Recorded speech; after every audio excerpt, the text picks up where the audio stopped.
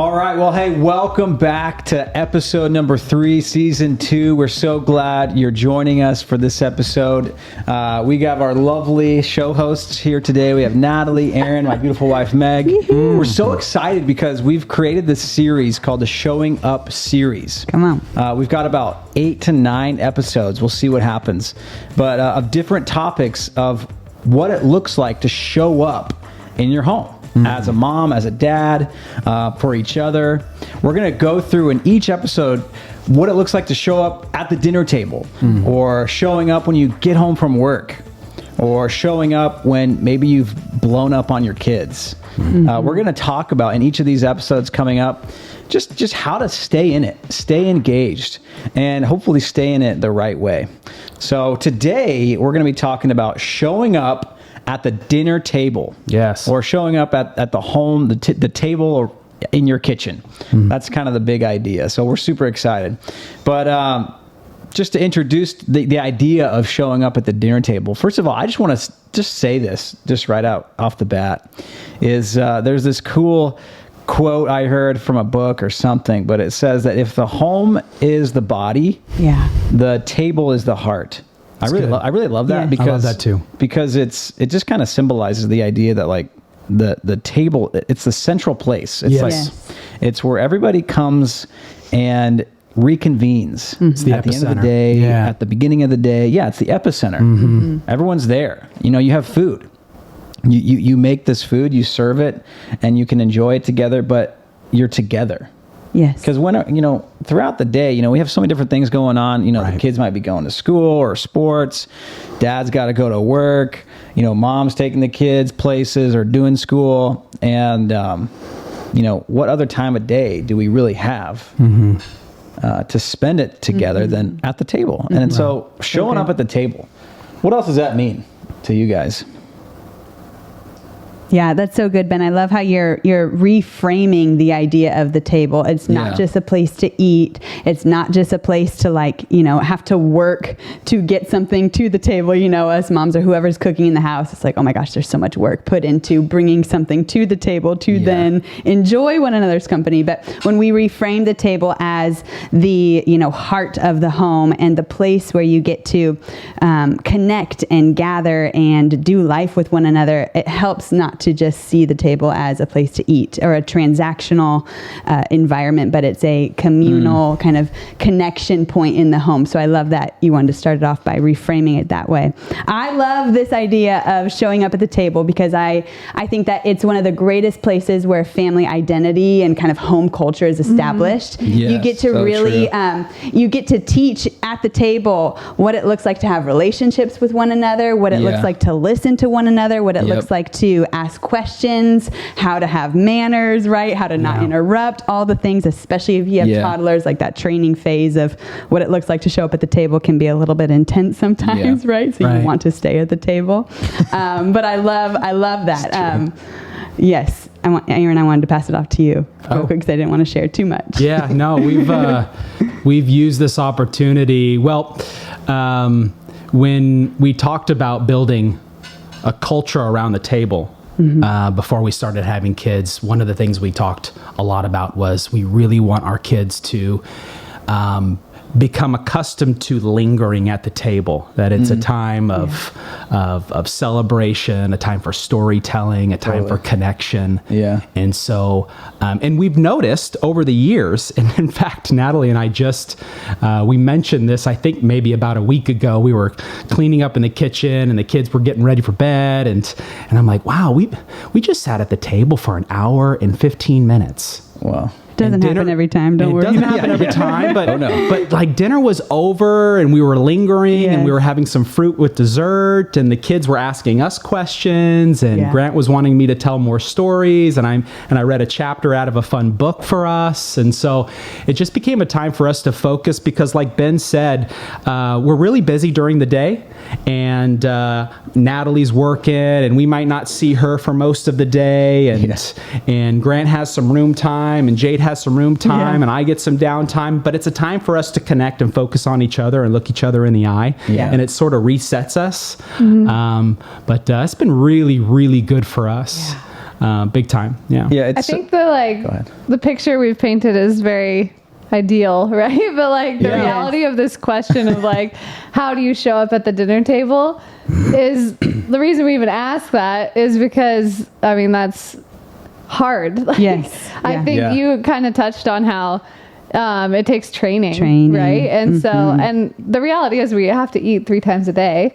Yep. So everyone's eating at some point, but it takes work to actually make the environment where you want to do it together and where it's Good, like a Meg. rich, enjoyable time, like we're talking about, this epicenter of the home. And I think it starts like, that's amazing that you guys talked about this even before having kids. Yeah. It's so beautiful. Yeah. But that's, I think, why your kids are still young and you're experiencing such fruitfulness already, because it's that intention of what is that time going to look like and how do we Right. achieve that? And I think Yeah. that's totally where it starts, is like having a vision of, okay, what does the table look like for us? Is this something that we focus on in the morning? Is it something we focus on at dinner time?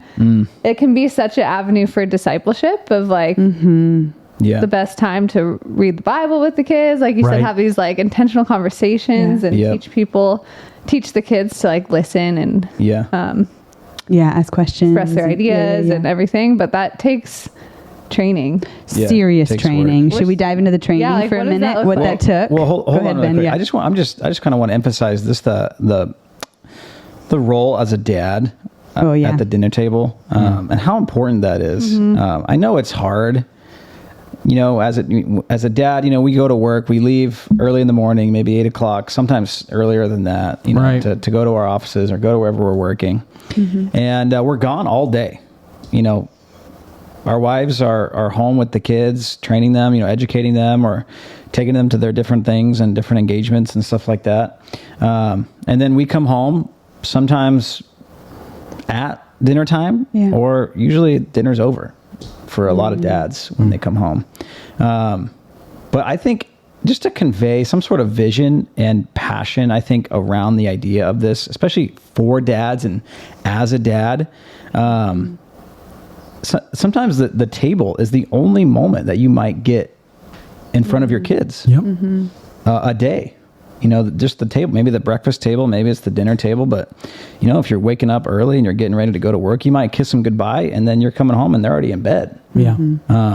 And so as a dad who wants to have influence in your kids' lives, who wants to share with them or to show them, you know, what it means to have a relationship with your father, to have a dad that's fun and engaging and, you know, silly and, you know, communicative and can, you know, come down and sit next to them and share with them about their lives or hear from your kids. And Yeah, this is good. And it's so important. And it's, you know, especially today in today's day and age with the pace of life and all that, it's like, it's so missed.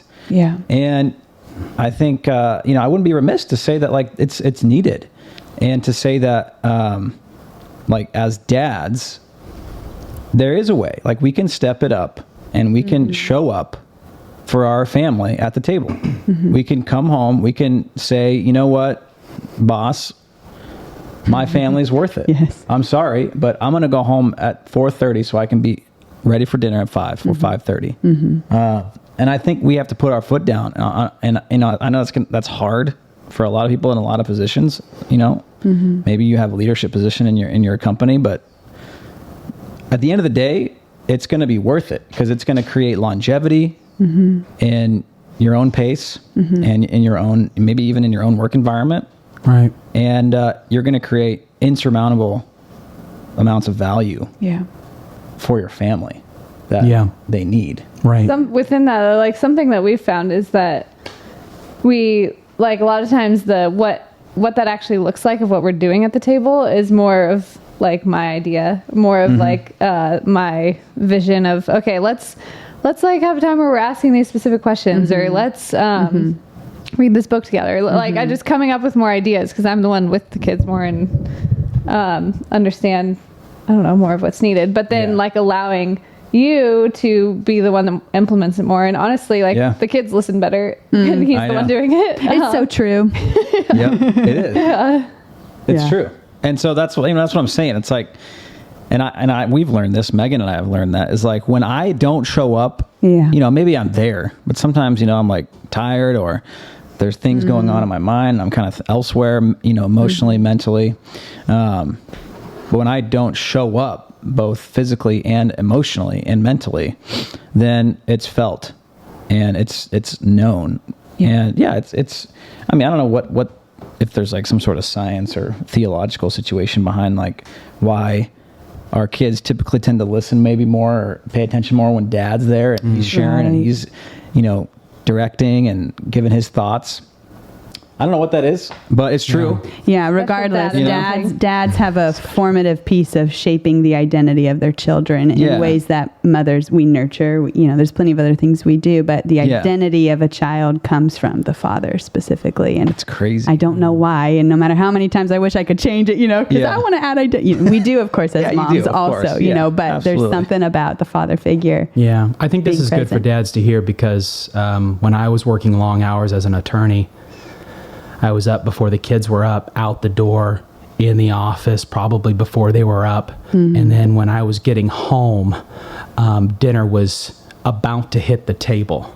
And I'm coming off of a long work day. And although I had a drive from the office to the house and a chance to debrief, I'm still thinking about my cases Yeah. and strategy for my cases. And even when I'm walking in the door, and I noticed for a long stretch of time, I'd get to the table. I had just gotten out of my work clothes and into something more comfortable. And I sit down and I've just got this like glazed look on my face, Yeah. right? And I can see that for a lot of dads Yeah. across the country where, man, I Yeah. just put in a long work day and now, you know, there's a lot of noise and I'm not really fully present or intentional and I'm tired and I'm still thinking about work. And that was me for a while. And I Yeah, thought, totally. wow, there was a moment one night after dinner where I thought, gosh, I didn't say a word. Yeah. I just ate, cleaned up, and put the kids to bed and never said anything. And I thought, that's not okay. Yeah. That's not okay. So I made some adjustments, and some of those adjustments were pretty simple. I took a moment before I walked into the door and I prayed to change my mindset. Yeah, that's huge. I when I came in, I got out of the work clothes into something more comfortable. I tried to match the mood and the excitement in the house, and I got engaged more quickly. Like, Grant, help me set the table for mom. Dinner's almost ready. And so we did that together. And then I told myself, I've got to have some questions ready for my kids. And so when we sat down, you know, I would lean over and I would make contact with my son and I would touch his shoulder to let him know, like, I'm here. Like, I'm with you. I'm present. Like, how was your day? Tell me about your day. Describe it to me as best you can. Yeah. And tell me what your high was. What was your low? What made you sad today? What made you smile or laugh? And I just wanted to know as much as I could about his day. And I just looked him in the eye as I ate. And that really changed the dynamic of the table. So if there's dads good. out there listening, and I'm sure there are, Yes. and they maybe have felt that way before, like, how do I get more engaged? Have some questions ready. Do the best you can to get into that mental state of, I'm home now and my kids need to hear my voice. That's important. And just dive in. That's so good. I love that. Just kind of back hitting on what you were saying about grabbing Grant's shoulders, Yeah. you know, making him aware that you're there. I think that, I mean, going back to the whole concept, you know, whatever it is, this like vague theological, you know, ingrained in humanity's idea about the father figure and the father making sure that he's there. And it's like as a father, you give identity to your family and your people and your children, especially. Even whether or not you're saying specifically certain attributes or certain characteristics or traits that you see in your kids, there's something innate happening inside of each of your children when you are physically and emotionally, like, tangibly showing up Yeah. in their life in this way, specifically at the dinner table, and you're looking at them in the eye and you're making your presence and your attention directed to them. What it does is it literally makes them feel like, my dad thinks that I'm worth his time and his Yes. attention, which is huge, especially for a son. And you know, both daughters and sons, it's huge. It's massive. Right.